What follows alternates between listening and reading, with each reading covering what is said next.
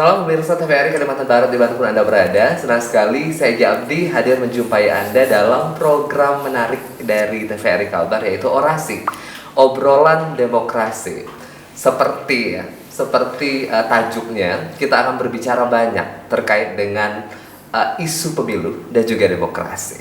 Nah, kali ini kita akan bedah terkait dengan tagline dari Bawaslu, yaitu cegah, awasi, dan juga tindak. Bersama narasumber yang tentunya sangat dipercaya, sangat kredibel sekali, berkredibilitas tinggi untuk kita gali informasi terkait dengan hal itu.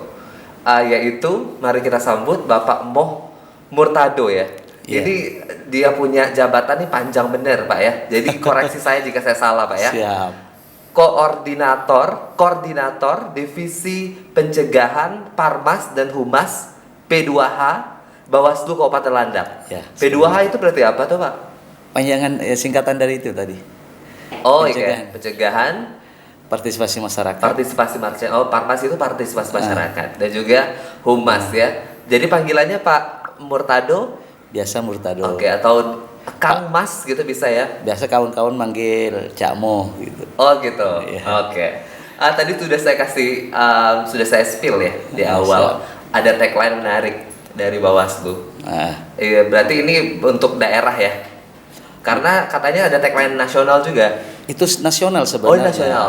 Cuman ada yang lebih panjang terkait itu lebih dulu, Pak. Ada terkait tagline Bawaslu. Mari kita suarakan itu, Pak. Jadi dia punya tagline itu cegah, awasi, tindak, dan juga tindak. Nah, kalau tagline yang sudah dahulu memang awal-awal Bawaslu itu ada.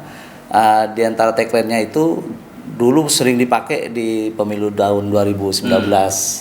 Itu bersama rakyat awasi pemilu. Oke. Bersama Bawaslu tegakkan keadilan pemilu, gitu tagline-nya. Ya itu masih berlaku. Jadi berlaku, setiap ya? ada kegiatan itu pasti Cuma berarti digaungkan. disimplifikasi ya. Ini jadi lebih simpel aja. Iya. Dan kalau kita mau edukasi ke masyarakat jadi langsung dapat tuh.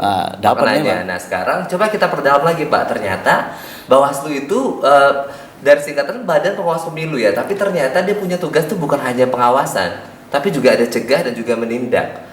Nah, bicara lebih konkret Pak, apa itu? Pada saat kapan nih Bawaslu mencegah? Pada saat kapan Bawaslu mengawasi? Dan juga pada saat kapan Bawaslu itu menindak? Oke, terima kasih. Jadi terkait tagline tadi, cegah, awasi, tindak, memang Bawaslu, tagline itu sudah menjadi tagline nasional yang memang selalu digaungkan oleh lembaga Bawaslu, baik dari tingkat RI, provinsi, bahkan sampai yang paling bawah kabupaten. Lalu yang lebih di bawahnya lagi yang sifatnya ad hoc, yaitu pengawas pemilu tingkat kecamatan, dan paling bawah yang sampai saat ini terbentuk itu PKD, pengawas kelurahan desa. Oh, oke. Seperti itu. Tagline itu memang sering kami gaungkan setiap kegiatan yang oleh Bawaslu lakukan. Terkait pencegahan memang sejak periode yang sekarang, Bawaslu yang sekarang, pencegahan itu lebih dioptimalkan memang. Jadi pertama-tama memang kita pencermatan itu harus lewat pencegahan. Dahulu pencegahan. Baru kita setelah pencegahan sudah kita lakukan baru pengawasan. Yang memang pengawasan memang sudah melekat dari Bawaslu itu sendiri pengawasan. Itu ekspektasinya memang setelah pencegahan memang pengawasan. Nah, dari pengawasan itu muncullah penindakan seperti itu. Nah, jadi penindakan itu baru muncul setelah adanya pengawasan. Bukan setelah adanya pencegahan, tapi pengawasan seperti itu. Itu terkait jadi semacam tahapan ya, prosedur ya, Pak. Prosedur seperti itu. Jadi kita awasi dulu. Ya boleh, terserah. Kalau masalah panggilan terserah saja. Atau jadi jangan kecak kangkung gitu ya. Seperti itu juga. Jadi terkait itu memang setelah pengawasan baru adanya penindakan. Jadi penindakan itu muncul dari pengawasan yang memang kita lakukan seperti itu. Baik mulai dari hierarki dan yang dari paling tinggi RI sampai ke paling bawah itu tadi. Menarik tuh Pak hierarkinya. Berarti dia punya Bawaslu RI, lalu Bawaslu di daerah, nih Bapak nih sekarang representasinya perwakilan, terus ada di tingkat desa apa namanya? PKD, PKD, pengawas kelurahan desa. pengawas kelurahan desa. Lalu di atasnya? Panwascam, pengawas pemilu tingkat kecamatan. Oke, berarti secara member, secara anggota itu sudah terbentuk semua ya Pak ya? Sudah. Pada saat kami memang dilantik, itu Panwascam memang sudah terbentuk. Jadi kami dilantik sudah kemarin dua bulan sebelumnya kami sudah berjalan 2 bulan. Kami dilantik itu sekitar tanggal 19 Agustus Iya. 2023 kemarin sampai sekarang. Jadi posisi kami di bawah berarti baru 2 bulan. baru ya, Pak, 2 ya? bulan menjabat Oke, di berarti Bawaslu baru 2 Kabupaten. bulan juga pusingnya ya. Insya Allah kurus lah ya. Nah, dengan beban Mudah-mudahan yang tidak ada. sampai kurus betul. Oke. Seperti itu. Jadi strateginya itu gimana Pak? Untuk bisa sinergi antar itu tadi antar level ya, antar level jabatan dalam Bawaslu itu sendiri. Oh, dalam strategi kami memang diberi keleluasaan dalam hal bersinergitas terhadap lingkungan wilayah kita memang bekerja. Di antaranya kita membangun komunikasi yang baik dengan para stakeholder di tingkat kabupaten yang memang mempunyai peran dalam hal kepemiluan. Kita berkomunikasi dengan pihak Pemda, membangun komunikasi juga dengan pihak kepolisian, penegak hukum di antara kepolisian dan kejaksaan, juga dengan sesama penyelenggara juga dengan KPU dan yang lain-lain. Juga terkait itu kami komunikasi itu juga terjalin dalam suatu istilahnya itu di Bawaslu itu sendiri ada istilah kayak sentra gakumdu, yaitu peran kita dalam menangani penindakan pidana yang masuk dalam peran pidana hukum pidananya. Jadi kami bersinergi dengan pihak kepolisian, dan pihak kejaksaan seperti itu, Bawaslu, dalam hal menindak pelanggaran pidananya, pidana pemilu. Berarti sejauh ini kita masih ada beberapa bulan lagi untuk sampai di titik Februari ya, 14 Februari nanti. Ini sepanjang jabatan 2 bulan ini ada ini khusus kah? Ada tantangan khusus selama menjalani jabatan itu? Ya, kalau tantangan sih setiap momen tuh ada, setiap tahapan tuh ada. Karena kami ini dilantik pasca memang tahapan sudah berjalan, jadi kami harus siap, harus komitmen dengan memang yang dari awal memang kita masuk di Bawaslu, komitmennya untuk menjadi penyelenggara, yaitu dalam artian apa? Kita sudah siap memang dengan tahapan-tahapan yang sudah berjalan ini. Seperti itu. Sejauh ini jam tidur udah mulai turun ya Pak? Kayaknya seperti itu. Sudah mulai kurang tidurnya. Iya. Nanti makin kesana-sana berarti bebannya makin berat ya. Pak, ini sudah mau masuk tahapan kampanye ini, lebih berat lagi nanti tantangannya. Dan kita berharap tentunya tidak ada permasalahan khusus ya di Landak ini ya. Mudah-mudahan. Nah sekarang Pak kita bicara yang lebih semakin konkret nih ya. Siap. Ya, berarti harus hati-hati dalam pemilihan kata ya Pak.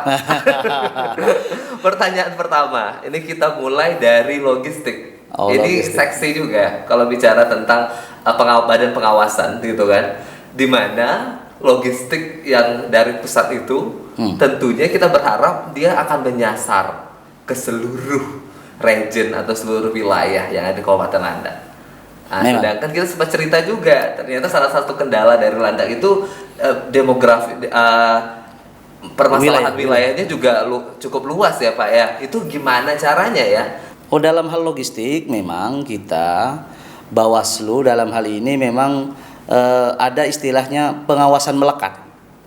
Dari pihak Bawaslu ke pihak penyelenggara sebelah yaitu KPU. Dalam artian begini, setiap logistik yang turun ke daerah memang dalam artian hierarki tadi kalau KPU pusat diawasi oleh Bawaslu RI. Kalau KPU provinsi diawasi oleh Bawaslu provinsi. Lah di kabupaten seperti itu juga. Lah terkait dengan logistik Hal itu juga kita kerjakan, kita lakukan dalam artian pengawasan terhadap logistik memang kita lakukan dalam arti memang melekat di situ pengawasan kami dalam hal logistik. Dan PIC-nya memang ada. Kalau di Bawaslu itu PIC pengawasan logistik, koordinatornya jatuh kepada koordinator SDM. Nah, seperti itu. Jadi yang mengkoordinatori pengawasan logistik itu Koordif SDM. Cuman kami walaupun di pencegahan tidak lepas daripada pengawasan itu. Kami tetap melakukan pengawasan terhadap istilahnya logistik juga berbarengan. Gak apa Pak, monggo Pak dibenerin dulu. Seperti itu. Iya. Itu wujud dari nervous atau bukan? Bukan. Tahu ya. Bukan. Seperti itu. Kalau terkait logistik, adapun kendala ya sama. Setiap daerah mungkin kendalanya sama. Terkait kewilayahan, demografi tadi. Kita diantisipasi dalam hal ini pasukan kita sudah siap di bawah dalam artian kami punya pengawas tingkat kecamatan yang mengawasi juga logistik di tingkat kecamatan seperti nanti kalau penyaluran logistik sampai tingkat kecamatan bahkan sampai ke desa kami juga sudah siap dengan pasukan kami yaitu PKD tadi mengawasi logistik yang sampai ke tingkat desa seperti itu untuk pengawasan logistik. Sekarang kita coba beralih lagi sebenarnya banyak sekali ruang lingkup yang perlu kita awasi dari pemilu itu sendiri baik di Landak ataupun di kabupaten lain. Salah satunya juga, tapi kita bicaranya tentu konteks Landak ya. Konteks Landak. Sekarang itu pemilih pemuda juga santer sering diceritakan ya, sering di kuak oleh kalau kita bicara tentang pemilu. Nah, kita punya Gen Z dan juga milenial itu dari data KPU itu bisa 52% masuk dalam data pemilih gitu ya. Kita bedah lagi nanti di Landak itu seperti apa. Nah, dalam pengawasan badan pengawasan pemilu itu sendiri pasti kita minta juga pertanggungjawabannya misalnya untuk badan pengawas pemilu untuk menyertakan anak muda karena itu menjadi isu yang menarik juga kalau kita bicara pemilu. Itu bagaimana tingkat ketercapaiannya kalau di Kabupaten Landak? Untuk kepemudaan kami di Bawaslu itu punya istilah perencanaan di kami itu di Koordinasi Pencegahan di kami yaitu kami istilahnya itu membuat suatu program yaitu istilahnya pengawasan partisipatif. Jadi kami ini turun ke tingkat-tingkat sekolah mensosialisasikan hal-hal yang berkaitan dengan kepengawasan kepemiluan seperti itu. Itu kami lakukan mulai dari memang tahapan pertama sampai sekarang. Jadi seperti itu. Jadi kami juga bekerja sama kemarin dengan Kesbangpol dan lain-lainnya yaitu tentang pendidikan politik kepada anak muda yang kami memang sosialisasikan di tingkat sekolah. Kami juga berperan di situ. Kami juga nanti memang kami sudah kemarin dalam rakor di provinsi juga diutarakan hal akan dalam perekrutan nanti PTPS pengawas tingkat TPS kami juga akan merekrut seluas-luasnya sebanyak-banyaknya pemuda-pemuda yang memang mau berperan aktif di bidang kepengawasan seperti itu. Karena persyaratan untuk kepemudaan masuk di istilahnya itu nanti pengawasan tahapan lanjutannya. Tahapan lanjutannya nanti untuk peran aktif daripada kepemudaannya. Kami sampai sejauh itu kami perankan pemuda supaya dia berperan dalam hal pengawasan seperti itu. Masuk sistem. Mudah-mudahan nanti istilahnya itu partisipasi dari pemuda ini lebih banyak di tahun 2024 dalam hal peran kepengawasannya seperti itu. Jadi kami dalam artian bukan tidak ada dalam peran kepemudaan kami ada seperti itu. Bawaslu punya peran di situ untuk masuk ke pemuda supaya lebih berperan pada pemilu 2024. Bicara kita, Bapak Gen Z juga kan ya. Jadi kita bicara tentang generasi emas 2045 kan, maka itu menarik sekali. Nanti kita akan lihat perkembangannya seperti apa. Jika kita ada kesempatan nanti untuk berbicara kan partisipasi anak muda secara konsep ya Pak ya. Secara Ini konsep. sudah Terkonsep betul-betul memang. Sudah terkonsep dan ingin dijaring sebanyak-banyaknya. Dijaring Tapi nanti sebanyak-banyaknya. kalau kita ada kesempatan kita bisa ngobrol lagi tuh. Mudah-mudahan Datanya ada waktu gimana, lebih banyak gitu. kita. Mudah-mudahan memang bukan hanya sekedar harapan ya. Memang Lalu harapan sekarang- ini memang kita sudah ditindak, ya, oke. ditindaklanjuti. Selanjutnya kita bicara tentang netralitas ASN. Itu kan berat juga ya. Kadang kan kalau misalnya ASN itu harus menahan-nahan gitu. Itu kan berat juga itu kan. Kadang-kadang ASN tuh harus menahan itu gitu. Karena ketika itu terpublikasi itu akan memancing adanya ketidaknetralan gitu. Seperti itu. Jadi narasi netralitas ASN juga menjadi isu yang seksi juga di pemilu. Nah, sekarang bicara tentang tupoksi dari Bawaslu itu sendiri untuk bisa tetap menjaga netralitas ASN itu agar stabilisasinya tetap terwujud gitu. Terkait netralitas ASN, itu gaung itu selalu ada di tiap pemilu terkait netralitas ASN. Iya, Seperti itu.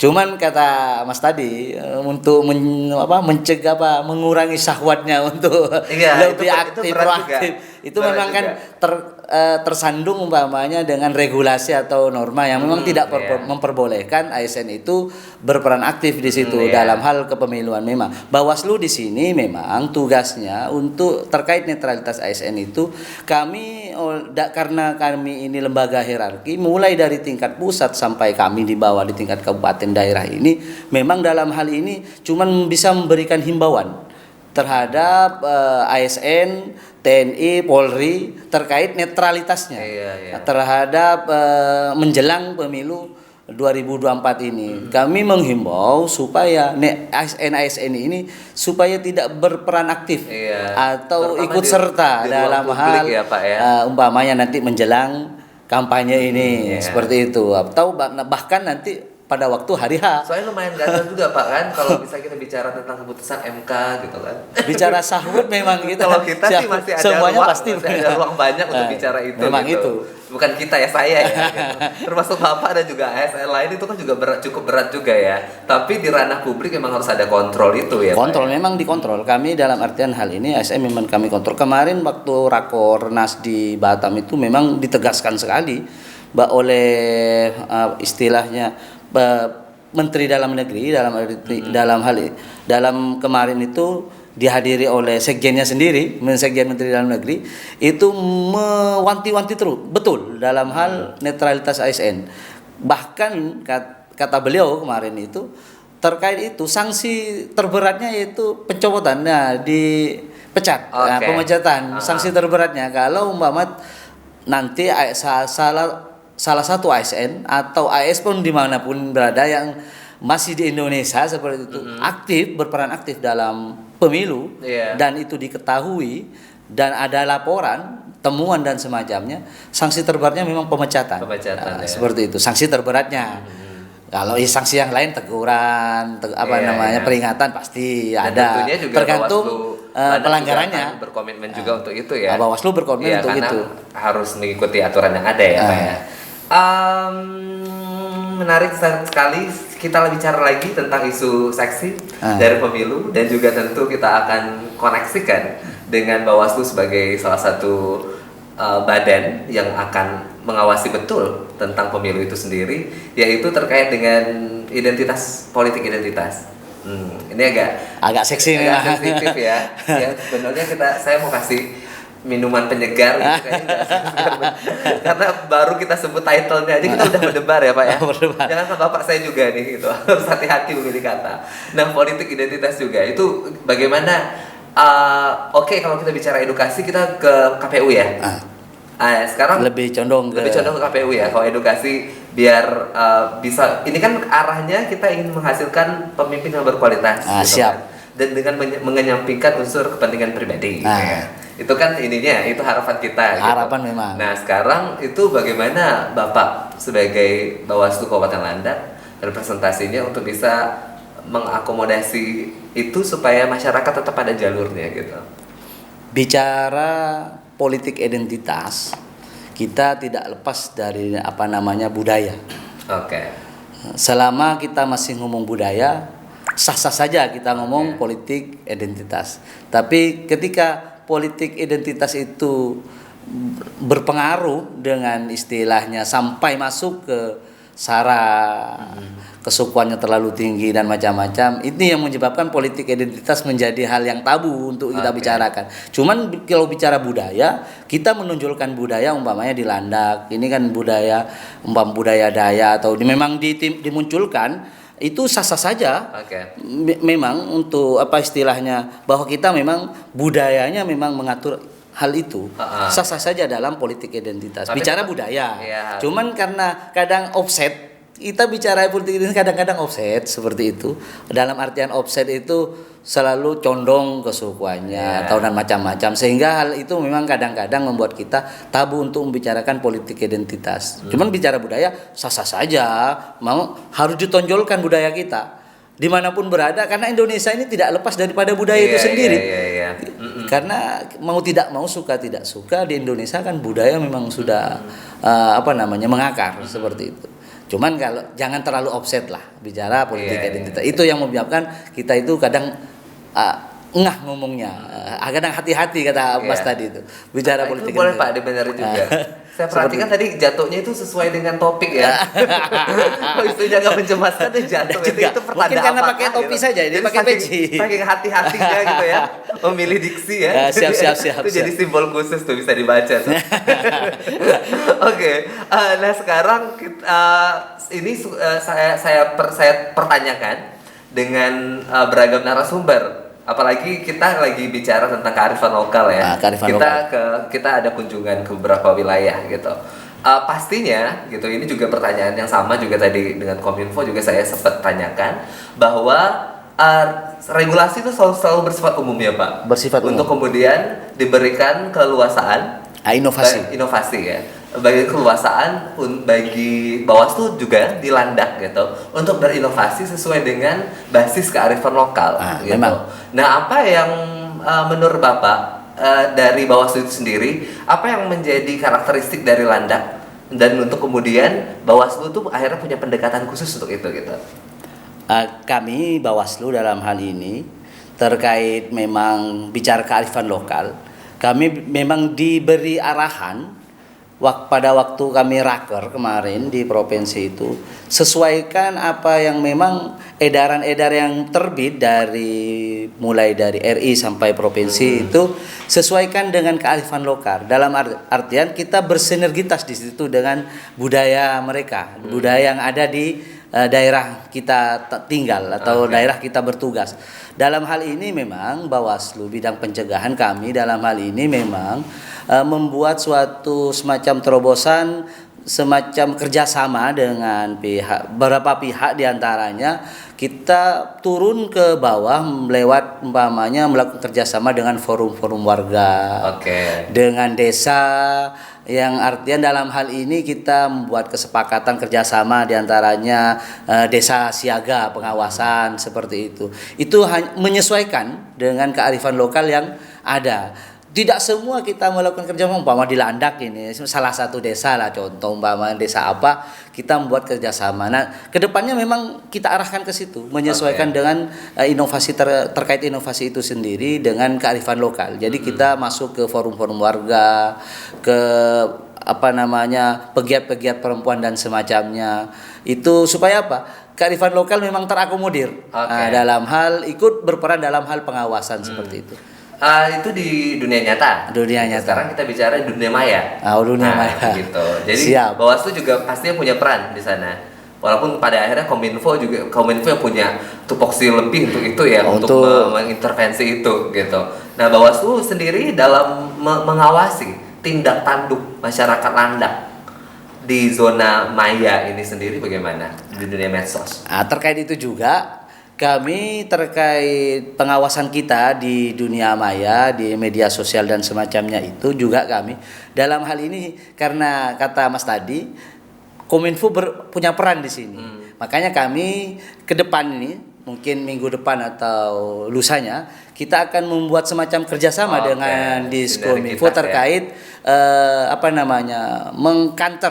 mengkanter media-media yang memang menjelang masa kampanye ini kadang-kadang sahwannya ini sebelum kampanye kadang sudah mulai seperti itu. Jadi kami akan melakukan kerjasama dengan pihak Diskominfo Landak supaya bisa mengkanter media-media mana saja umpamanya yang memang nanti dalam hal memberikan edukasi dan semacamnya itu bisa terakomodir sesuai dengan regulasi aturan yang ada dan kearifan lokal yang berlaku di Landak seperti itu khususnya. Nah, mungkin itu yang bisa kita lakukan sebagai lembaga Bawaslu untuk mengkanter mengakomodir media sosial yang ada di daerah Kabupaten Landak. Oke. Sekarang the last question, Pak. Nah, yang terakhir. Lega ya, Pak ya? Akhirnya tuh semua diksinya tepat gitu. Tidak ini ya, tidak berakhir dengan pencopotan ya. Oke, sekarang iya bukan Bapak aja ya gitu. Saya juga khawatir nih dengan pimpinan juga turut mengawasi. Oke, sekarang the last question, saya ingin sekali Bapak menekankan kepada masyarakat Landak terutama dengan Bapak sebagai apa tuh panjang tadi itu? Saya singkat P2H. Bawaslu Kabupaten Landak gitu untuk memberikan semacam closing statement agar pernyataan Bapak ini bisa memantik masyarakat untuk ya termasuk untuk meringankan beban lah biar nggak banyak pelanggaran dan juga sengketa pemilu gitu. Siap. Terima kasih. Kami dari Bawaslu Kabupaten Landak, saya sendiri dari Koordif Pencegahan, Partisipasi Masyarakat dan Humas, Hubungan Masyarakat, mengajak kepada seluruh elemen masyarakat yang ada di Kabupaten Landak ini, khususnya para stakeholder yang punya peran dalam hal artian mempunyai pengaruh di bidang kepada seluruh masyarakat. Kami berharap untuk ke depan menjelang masa kampanye ini, kami berharap kepada peserta pemilu juga menghimbau sekalian untuk jangan melakukan kampanye di luar jadwal pertama. Yang kedua juga kami berharap kepada para stakeholder untuk menertibkan atribut-atribut yang memang tidak diperbolehkan sebelum kampanye. Juga kepada masyarakat apabila ada atribut yang ada di daerah Kabupaten Landak yang menyerupai umpamanya atribut kampanye berseliweran di mana-mana yang sekarang lagi viral, kami berharap kepada pihak masyarakat, elemen semua masyarakat Landak berharap untuk memberikan laporan atau semacam istilahnya teguran untuk kepada peserta supaya jangan dilakukan kampanye sebelum jadwalnya. Okay. Nah, itu dari kami. Mudah-mudahan kampanye di pemilu di 2024 nanti kita bisa melakukan atau berjalan dengan lancar, aman, damai, sesuai dengan regulasi yang berlaku di Indonesia dan di Landak khususnya, dan nyaman juga bagi para pihak. Okay. Itu saja statement dari kami dari Bawaslu Kabupaten Landak. Kayaknya dari pernyataan tadi itu 2029 siap nih Pak ya? Siap maju belum siap. belum siap. Siap maju jadi penyelenggara aja. Okay. Jadi penyelenggara Pak Murtado, terima kasih banyak atas ketersediaannya hadir pada kesempatan hari ini gitu. Kita berharap bisa punya kesempatan untuk bicara lagi tentang pemilu. Nanti kita akan terus, apalagi dinamikanya kan terus akan berkembang. Isu politik sudah dinamis ya. Nanti kita berharap juga ada momentum untuk kita, bukan hanya kita ya, tapi juga berbagai media untuk bisa menyoroti hal ini sehingga pengawasannya betul-betul semasif itu dan juga komprehensif ya. Sehingga harapan kita bersama pemilu dengan output yang berkualitas ya, termasuk diantaranya pilihan-pilihan kita itu bisa terwujud. Kami juga berharap media bisa outputnya, engagement-nya juga sama dengan kita. Iya betul. Biar sama-sama berperan gitu. Iya sinergi ya, bersinergi ya. Gitu. Jadi siap dikritik ya Pak ya. Siap dikritik. Oke. Selama membangun kami siap. Oke, terima kasih Pak Murtado atas kehadirannya. Akhir kata juga saya Gabdi mewakili seluruh kerabat kerja petugas selalu undur diri dari hadapan Anda. Terima kasih telah menyaksikan Orasi Obrolan Demokrasi. Sampai jumpa.